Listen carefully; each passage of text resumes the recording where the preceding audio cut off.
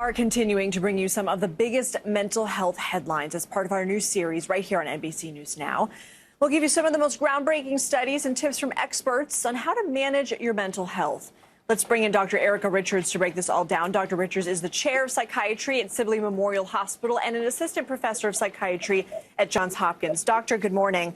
Let's talk about climate change, because there's a first of its kind study that shows teens and young adults are actually experiencing really high levels of climate anxiety. I mean, 27% of those surveyed say they're extremely worried about climate change. So what's leading to these high levels of anxiety? How can it manifest? And what can people do to manage these feelings?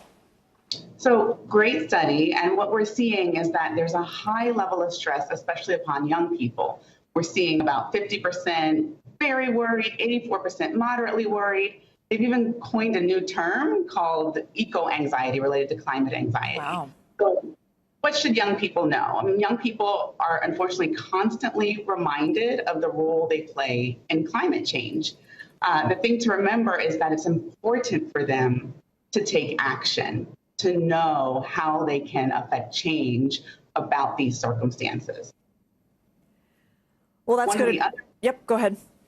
One of the other things that we're noticing is that we can all do things differently. How can we contribute to the solution? One coping mechanism, unfortunately, is to de-emphasize the problem or just ignore it. But another option is to actually work within your community and figure out ways that you can make that change. Yeah, feeling empowered probably helps as well. All right, let's go ahead and shift gears here to a study that's set to be released in December. And it shows that members of the LGBTQ community suffered a serious mental decline during the Trump presidency, largely linked to some of the policies during those 4 years. So how do anti-LGBTQ policies impact self-esteem, and what can we do there? So the key is, and this was a very interesting study, it highlighted two different findings that really concluded that the LGBTQ community's mental health suffered during those years.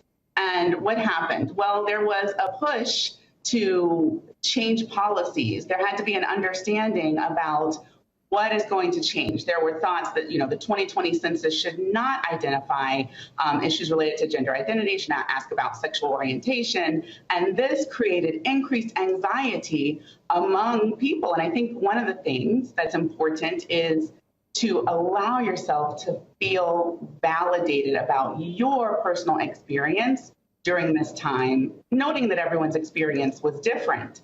And it's important to pay attention to how these policies, how these political narratives made you feel, and then be able to equip yourself with a safe space to address these issues and to talk about them so that you're better prepared to move forward and to speak out about these issues.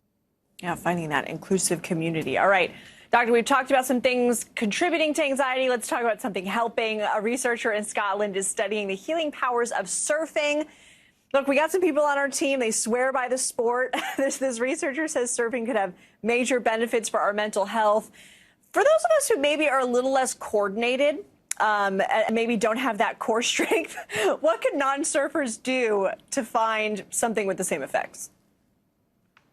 The important message, I think, in this study is to try something new. Allow yourself to find a hobby, allow yourself to pick up a new sport, and you don't have to master it. The point is that there's a lot of things, from one-to-one mentorship to feeling a sense of community, to really being able to get out during the pandemic outside and do new things makes a difference. So surfing is absolutely a fun way to do that, but we've seen in general that exercise is helpful. There's multiple studies that show that it helps with everything from depression to anxiety to ADHD. So try something new. Get out there and do something. Yeah, get outside, move in nature. All right, Dr. Erica Richards, thank you so much.